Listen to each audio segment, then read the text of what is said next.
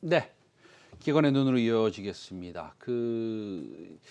올해 초부터죠. 이제 제가 시청자 여러분들한테 우리 최성민의 빅샷에서 말씀드린 것은 어떤 내용이냐면요. 작년에 그래도 많이 올라간 3~4배 올라간 종목들은 조금 줄이고, 작년에 소위 말해서 주가 퍼포먼스가 좀 작았던 그런 회사들을 우리가 조금 더 열심히 공부해야겠다라는 말씀을 지난 한 달 반 동안 드린 것 같습니다. 1월 2일부터 그렇게 말씀드렸죠.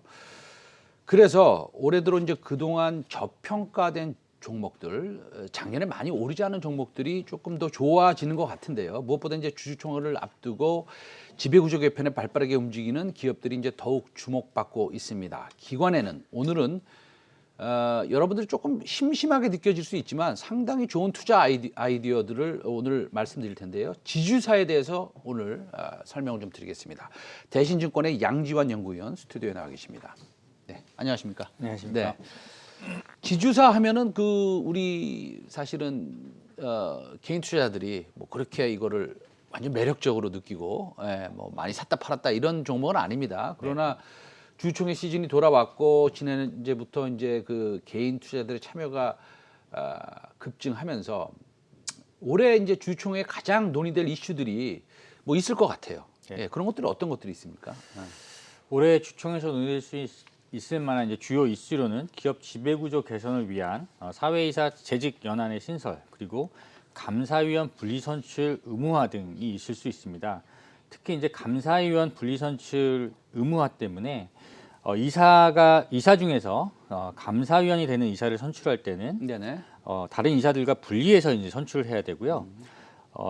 특수관계인 지분을 포함해서 최대 의결권을 최대 주주가 3%밖에 행사하지 못하는 이런 문제가 있을 수 있습니다. 따라서 기업들이 후보로 추천한 감사위원인 선임이 예전에 비해서 상당히 어려워질 수 있다라는 전망이 좀 나오고 있는 상황이고요.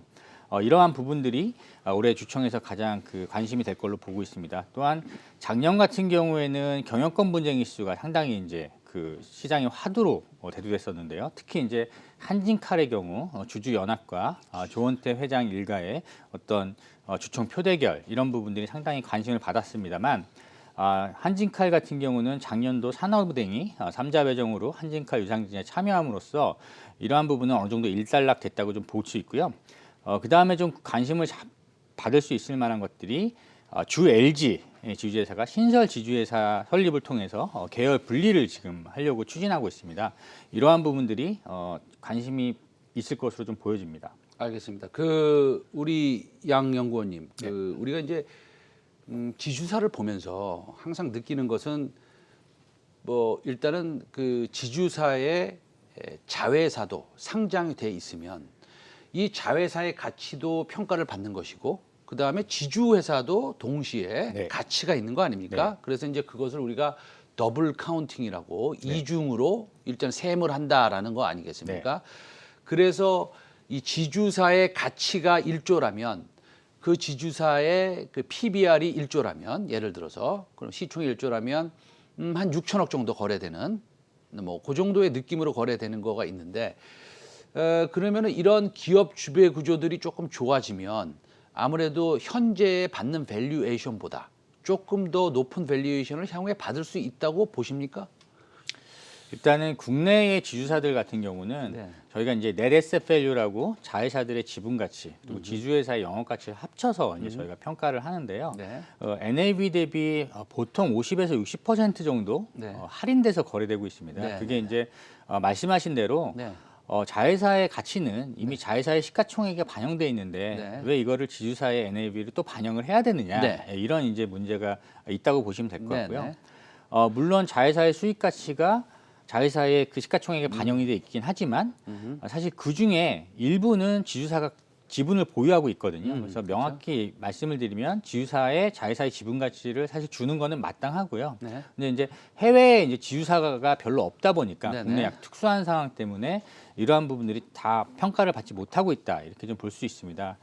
하지만 이제 앞으로는 저희가 보시면 미국의 이제 벅셔 해서웨이나 네네. 이런 부분들도 보면은 투자회사의 어떤 그 지분 가치를 가지고 네네.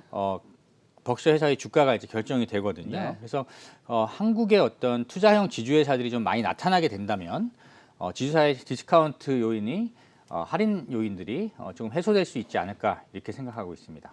그러면 이거는 좀 약간 다른 얘기인데요. 네. 그냥 편안하게 말씀하셔도 됩니다. 예. 벅셔 헤드웨이에 대해서 말씀하셨어요. 이제 투자 회사 아닙니까? 네네. 일본에도 그런 회사 하나 있어요. 네. 예, 소프트뱅크라고. 네. 이제 바뀌었죠. 소프트뱅크 네. 투자 회사로. 근데 우리나라에 보면은요. 벤처 캐피탈 회사가 많이 이렇게 상장돼 있는 거 있습니다. 뭐 네. 미래에셋 벤처 투자라든지 뭐 아니면 우리기술 투자라든지 있습니다. 그런 회사들은 지금 본인의 그 NAV보다 아마도 이제 우리가 하나하나 계산해 봐야겠지만 상당히 그 적게 받고 있을 겁니다. 아마 네. PBR로 따지고 보면. 근데 그렇게 그냥 개인적인 입장에서 회사를 대변하지 마시고 개인적인 입장에서 그런 회사들이 조금 자기의 지분 가치보다 적게 받는 건 왜 그럴까요? 일단 그 지분 가치가 계속 주가의 변동에 따라서 변동성이 나타날 수 있기 때문에 안정적이지 못하다. 안정적이지 못하다는 거죠. 그렇기 때문에 일단 지주회사 같은 경우 지분율만큼 온전히 다 밸류에이션을 주지 못하고 있다고 좀 보고 있는 상황이고요.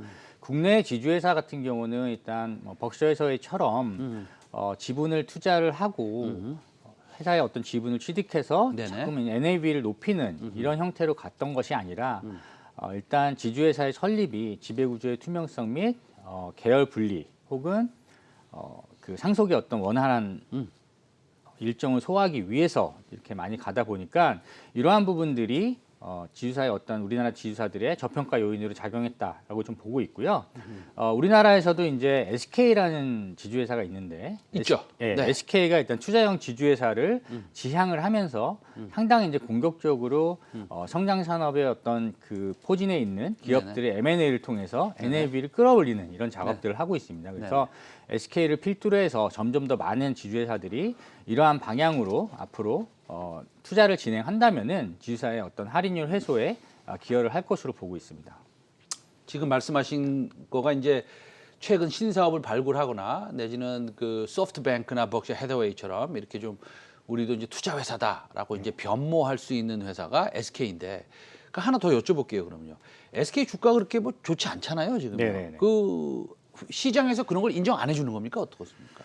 일단 투자형 지주회사를 지향한 지는 어느 정도 됐지만 이 투자형 지주회사를 지향하고 나서 SK가 그동안 이제 투자로 인해서 얻은 과실들 이런 것들을 투자자한테 어떻게 배분을 하느냐 이 문제가 남아 있거든요. 그래서 투자로 인해서 얻은 수익을 주주들하고 어떻게 쉐어할 것이냐 이러한 부분들에 대한 논의가 좀 더 있어야 될 걸로 좀 보이고요. 일례로 SK 같은 경우는 뭐 차이나가스홀딩스에 대한 지분 투자를 통해서 엑시트하면서 네네. 2019년 같은 경우는 자사주 매입도 발표를 했었고요. 그리고 작년에 실적이 그렇게 이노베이션 실적이 많이 안 좋았지만 그래도 이제 배당을 계속 유지하고 있고 지주사 중에서 가장 안정적인 배당 성향을 유지하고 있는 회사 중에 하나입니다. 그래서 앞으로 이제 SK의 이런 행보들 그리고 SK 바이오팜이 상장도 하지 않았습니까? 네. 이제 바이오팜이 상장 이후에 지금 사실 주가가 계속 작년에서 올해까지 네. 계속 이제 그 하락했는데요. 네, 이러한 네, 네. 부분들 이런 재평가 된다면은 할인율이 해소될 수 있다 보고 있습니다. 그러면요. 제가 궁금해서 여쭤보는 건데 투자를 하면 엑시스를 하면 뭐 10배 벌 때도 있고요. 네. 내지는 또 손해 볼 때도 있고 100배 벌 때도 있고 있지 않습니까? 그런 이제 우리 양희 연구원님께서 말씀하시는 거는 돈을 아마 꽤 잘 벌 것이다. 그러나 그게 안정성은 조금 부족하다. 어쩔 때는 이제 못 벌 때도 있으니까. 네. 그러면 사실은 벅셔 헤드웨이가 지금 제가 아직 공부를 좀 덜해서 그런데 거기에 디비던드 일드 소위 말해서 배당 수익률 이 얼마인지 모르겠는데 이런 회사들은 그 배당 수익률 SK 같은 경우에 앞으로 배당 수익률을 예를 들어서 5% 이상 줄 수 있게끔 나아가는 게 그들의 목표입니까? 예, 일단 기본적으로는 일단 네. 배당 성향이 30% 이상을 유지를 하고 성향이? 있습니다. 네. 네, 성향이 30% 유지를 하고 있고요. 투자자들에게 어떤 그 캐피탈 게인을 더 줄 것이냐. 네네네. 그러니까 저희가 미래 성장 산업의 투자를 통해서 네네. SK의 기업 가치를 끌어올리면서 SK 주가가 올라가서 투자자들이 거기서 캐피탈 게인을 얻을 수 있게 하는 방법이 있을 수 있고요. 두 번째는 투자로 인해서 투자를 이제 그 회수했을 때 네네. 그걸 재원으로 해서 투자자들한테 주주들에게 이제 배당을 통해서 네네. 하는 방법이 있을 수 있는데요.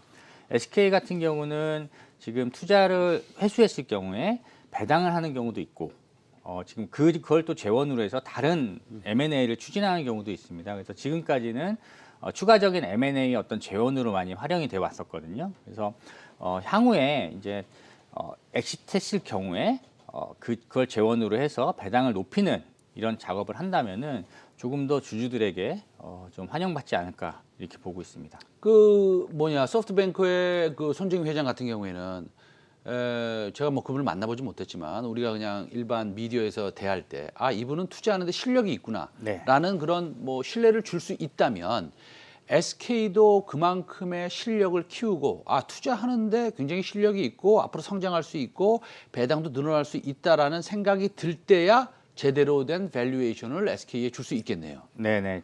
국내 지주사들 가운데서 일단 네. SK가 할인율이 지금 같이 높게 받고 있지만 네. 가장 빨리 그 할인율이 해소될 수 있는 그런 지주사라고 일단 보고 있고요. 지금 SK가 투자하는 회사들이 상당히 투자 성과가 좋습니다. 그래요? 그러니까 네. 뭐 바이오팜도 마찬가지지만 SK 팜테코라든가 네네. 실트론이라는 네네네네. 반도체 웨이퍼 제조회사도 네네. SK가 이제 인수를 했었고 SK 머티리얼즈 그리고 머티리얼즈 밑에 SK 반도체 소재 기업들이 상당히 많이 수직 계열을 하고 네. 있습니다. 그래서 이러한 부분들이 좀 더 가시화 된다면 주가의 어떤 할인을 해소시킬 수 있지 않을까 생각하고 있습니다. 알겠습니다.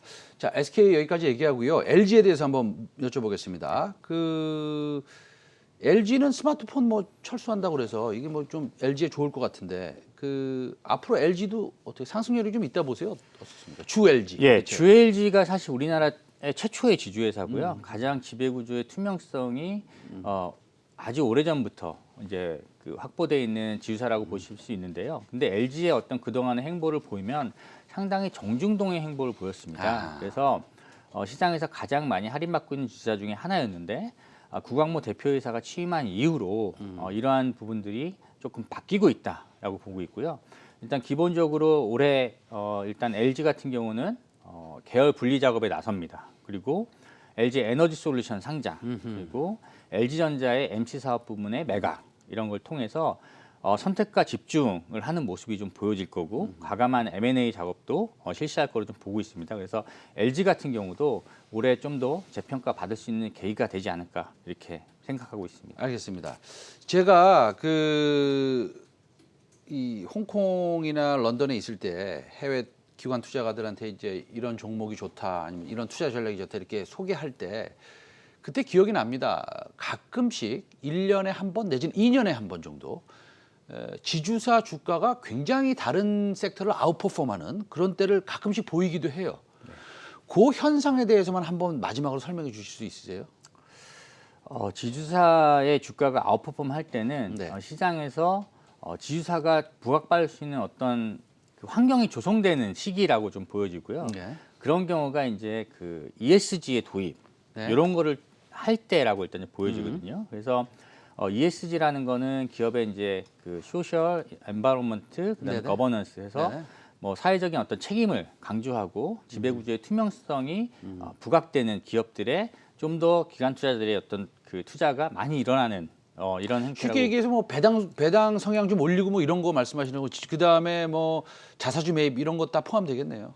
그렇습니다. 그런 것도 포함되고요. 그다음에 이제 그 사회적인 책임이라는 거는 뭐 주주들만 생각하는 건 아니고 사회적인 기업들의 사회적인 활동 자체가 건전하게 활동하는 이런 기업들에 대해서 좀 더 ESG 점수가 높게 평가되는 거죠. 그래서 최근에 이러한 움직임들이 국내에서도 상당히 활발하게 진행이 되고 있고 ESG 관련한 펀드들이 모든 기관 투자자들이 많이 런칭을 하고 있는 상태입니다. 그리고 국민연금 같은 데서도 ESG 관련 투자를 많이 늘린다고 이렇게 하고 있기 때문에 이런 것들을 감안하면 향후에 지주사들이 조금 더 투자들의 관심을 받을 수 있는 계기가 되지 않을까 이렇게 보고 있습니다. 알겠습니다. 오늘 그 지주회사에 대해서 정말 많이 배운 것 같아요. 네. 그래서 그래도 약간 심심하긴 하죠. 개인 투자들 입장에서는. 예, 알겠습니다. 오늘 양지한 대신증권 연구위원이었습니다. 오늘 감사합니다. 네, 감사합니다. 네.